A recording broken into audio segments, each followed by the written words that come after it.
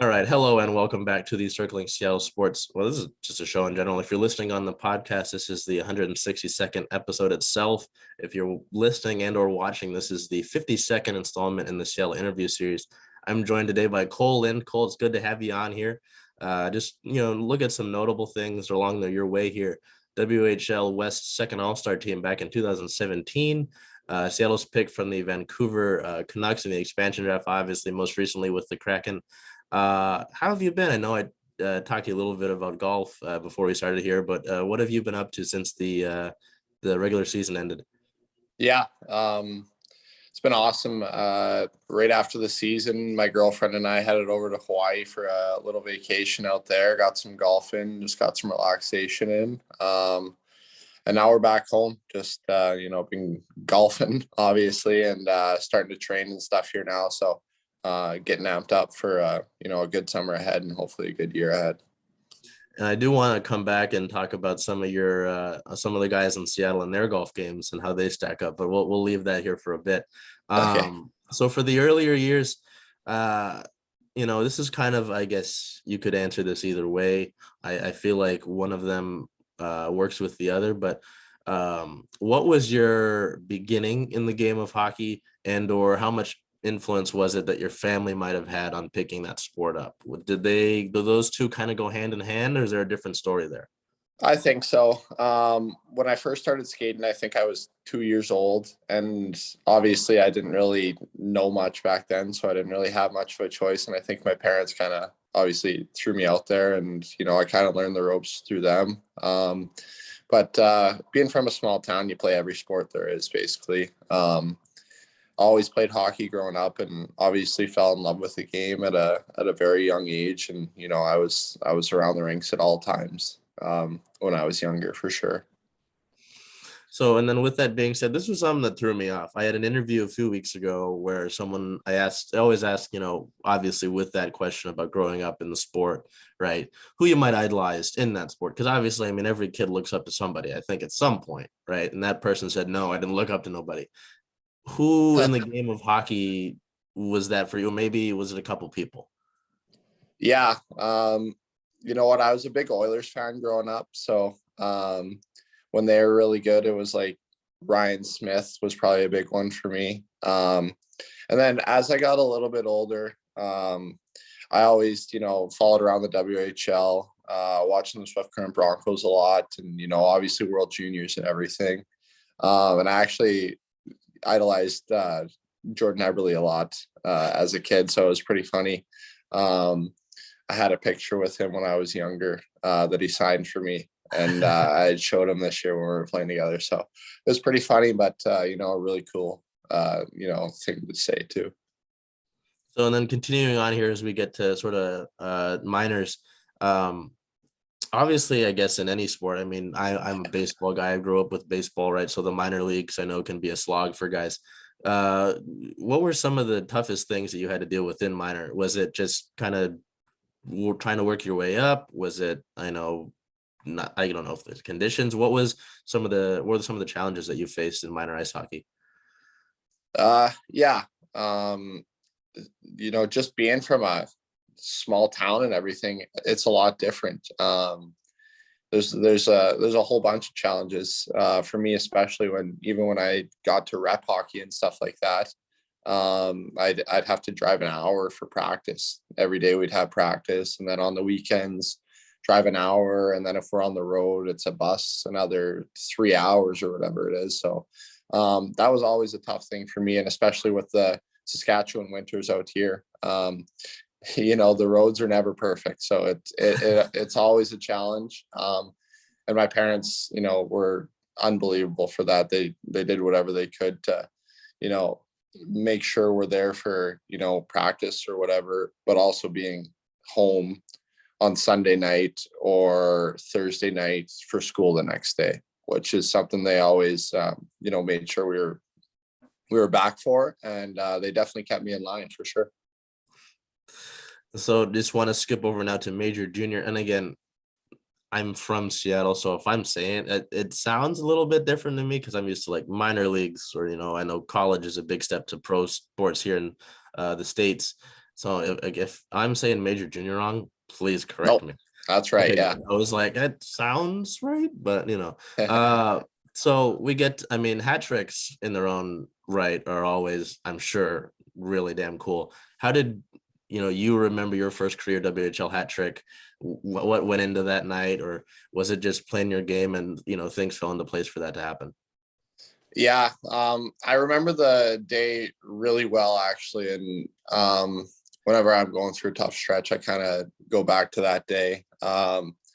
It just felt right throughout the whole day. I was like super excited throughout the whole day. And it was like in the back of my mind, I was like, I feel like I'm going to score a hat trick tonight. I don't know. There's certain nights where you just feel a different type of energy, and it's really hard to bring that back unless, you feel that energy again for, a special, overtime winner or something like that. It's just a different feeling. I don't really know how to explain it, but throughout the whole day, I had that feeling. And yeah, I remember I got on the ice, felt really good. And I'm pretty sure my first shot of the game went in. So right off the bat, I was, playing with that in the back of my mind, and then things just fell into place, like you said. Couple goals that were good timing, lucky. I think one, my hat trick goal bounced off a defenseman or something like that. But you got to be lucky to be good. And that night, I definitely had a little bit of each in me. So, and then, I mean, this obviously, as someone that's not a player, you could be looking at hey, this guy's just looking at stats, which technically I am. So in your rookie WHL season, you had 41 points in 70 games, but the last 30 went goalless. Is that some of a string of bad luck? Is it just trying to maybe not work on scoring and maybe distributing the puck more? Or is it just really unfortunate that just played out that way?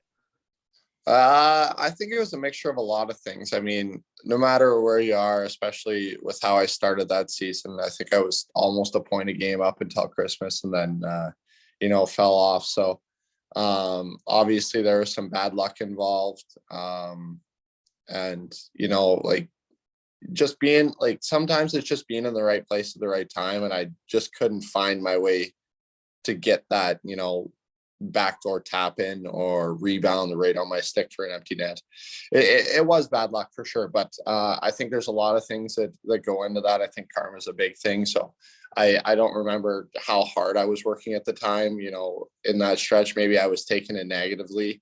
I don't really remember too well, but I think there are definitely a lot of things involved when you go that long without scoring.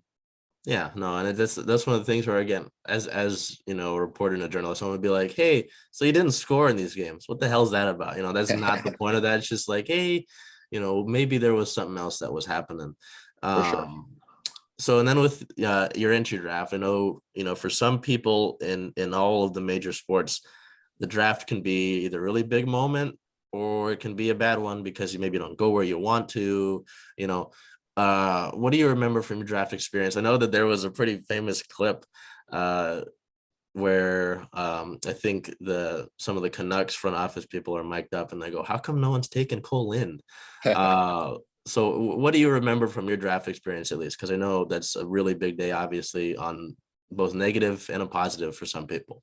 Yeah. Being in Chicago, first of all, obviously a great place to have your draft. Had a really fun time out there. I remember I got to the first day, kind of, was on the borderline, either going to be a late first rounder or hopefully early second rounder.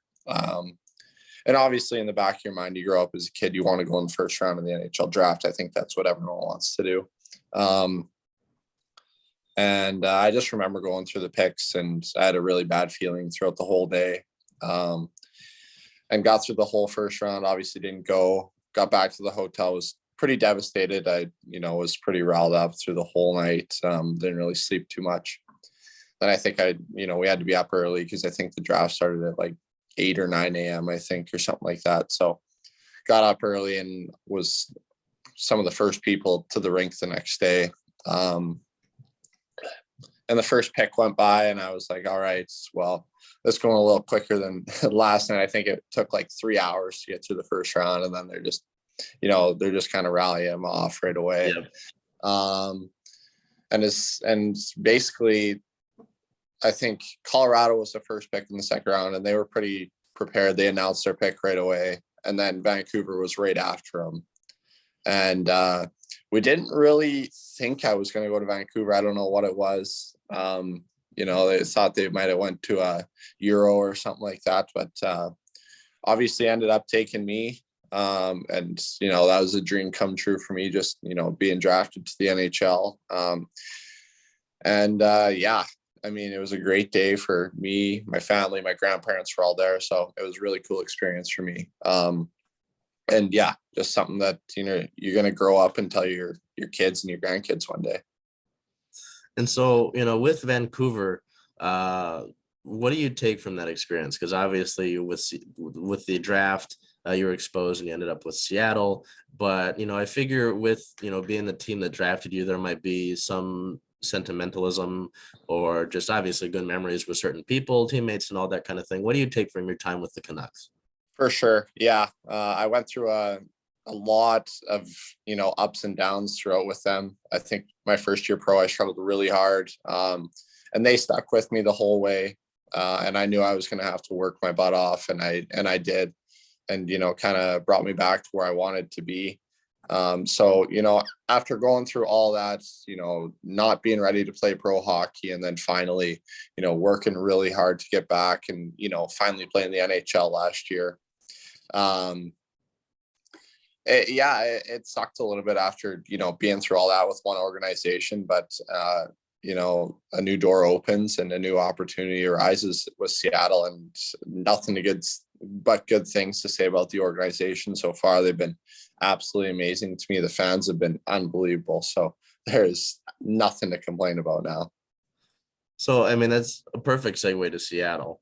So I know with the expansion draft, it was a little bit interesting covering the thing because I think some of the picks had leaked online at like 6 a.m.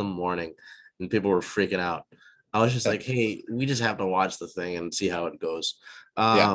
What do you remember from that? Because obviously, being exposed, I mean, I'm sure you think about it a little bit. I don't know how other people might have taken it. Hey, they don't want me or whatever, situational wise, however that goes.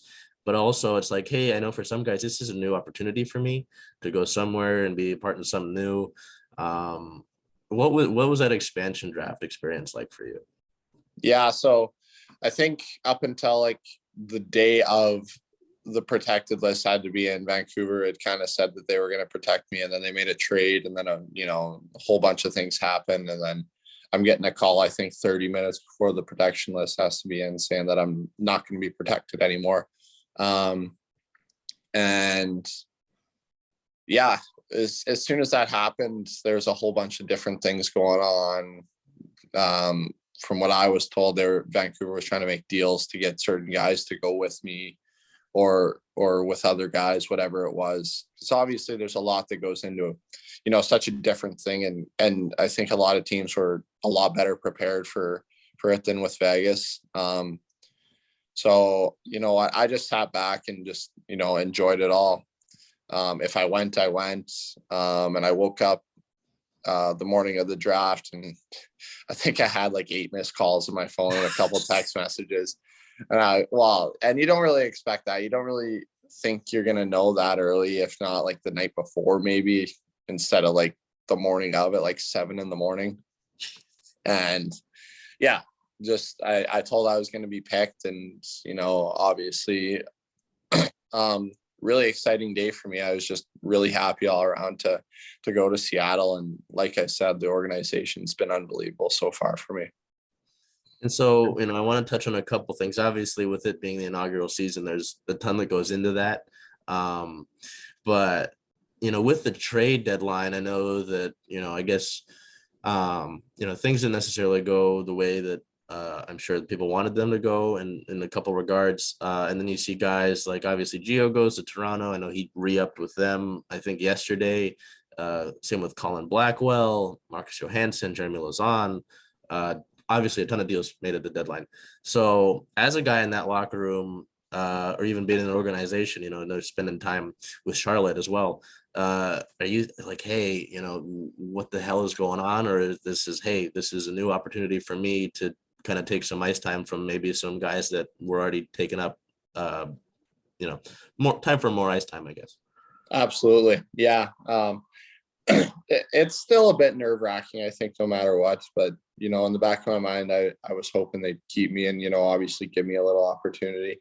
And like you said, it was a new opportunity for me getting to, obviously have a lot more chance to play with all those guys being out and being a regular in the lineup the last 20 games of the season or whatever it was. So it was really huge for me and, a really exciting time for me to, finally get a taste of what it's like to be a full-time NHLer.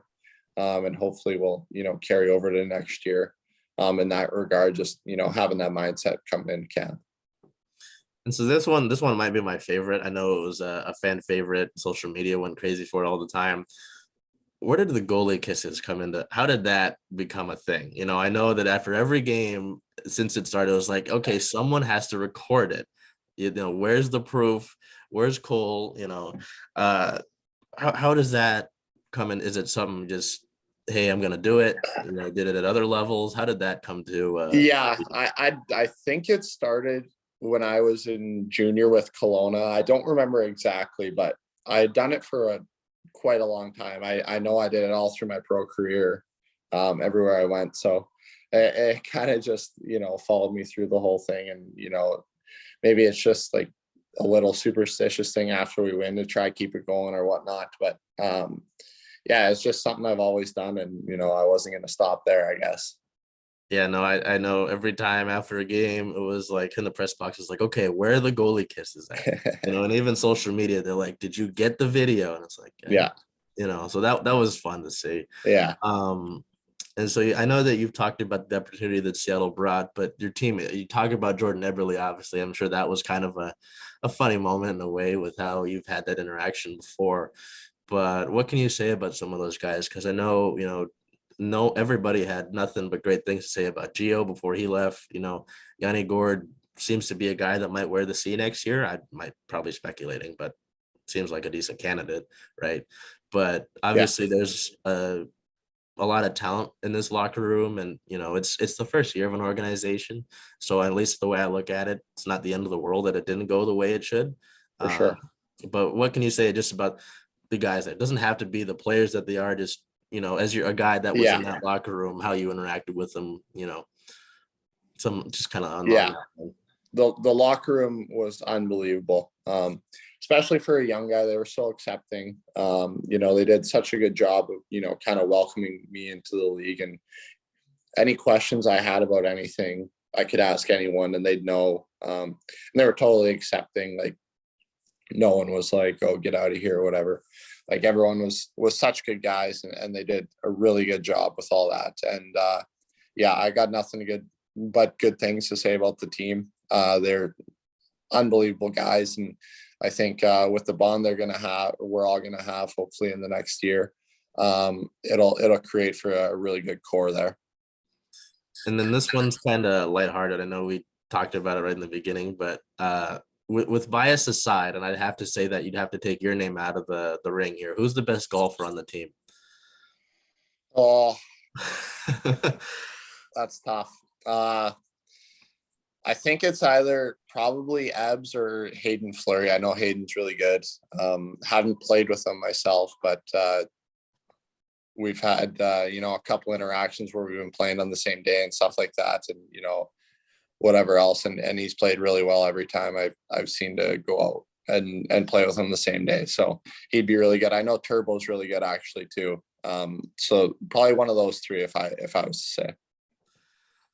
And then, I mean, it's been talked about, you touched on it as well when we started talking about the expansion draft, as well as just leaving Vancouver. But I know that a ton of guys in their exit interviews and obviously throughout the season talked about the fan base here. As a guy who's been here his whole life, with our Seahawks, our Mariners, our Sounders, our Storm, everybody, there's a pretty decent fan base here in the city. So, seeing how well they accepted you guys just kind of made sense to me. But just hearing, from Ebbs, from Gruby, Driegs talked about it, Yanni talked about it, just the fan base here. I think someone asked Philip, it's weird to call him that, about like a recruiter. If he's talking to someone about coming here, what is he going to talk about? And he said the fans, which is kind of wild to hear. Yeah, What do you take on stuff like that? Because obviously having a good home barn advantage is, I'm sure, a big thing, right? But I'm assuming you'd like to be received well by your home fans. So absolutely. what Yeah, what do you no, take on that? they were unbelievable all year, and it, it wasn't just in the rink. It was, on Twitter, on Instagram, everything. They were so good with everything. They were always so positive. They always looked on the bright side, glass half full.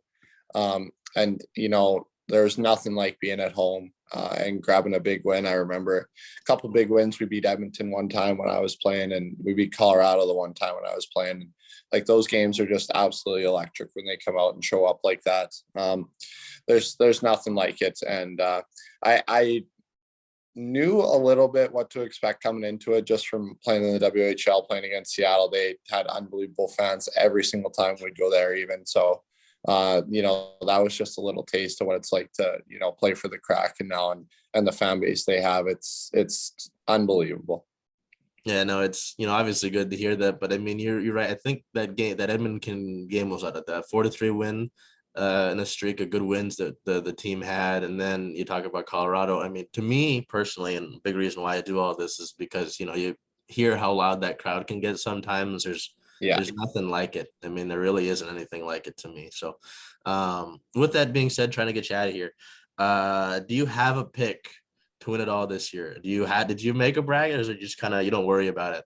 No, I enjoy watching for sure. I think the Colorado St. Louis series is a big one, and now that Colorado's got a 3-1 lead, I think they're probably, well, I think everyone thinks they're the favorite, but just the way they play in the playoffs, I think it's going to be hard to see anyone touch them. Me myself, I was a Edmonton fan growing up, like I said, so I like to see them thrive a little bit. But obviously seeing the Battle of Alberta is really cool to watch right now for sure. But I mean, if I was to pick, it's either going to be Colorado or Tampa. I mean, it's Tampa just knows how to win. They've done all the right things every single year, it seems like. So one of those two teams I can see winning for sure, and it's going to be tough to beat those two. Well, Cole, I appreciate your time again. Happy to get this set up and speak with you, and I hope for many great days on the course for the off season, and great to see you on the ice next year. Okay, I appreciate it. Thank you.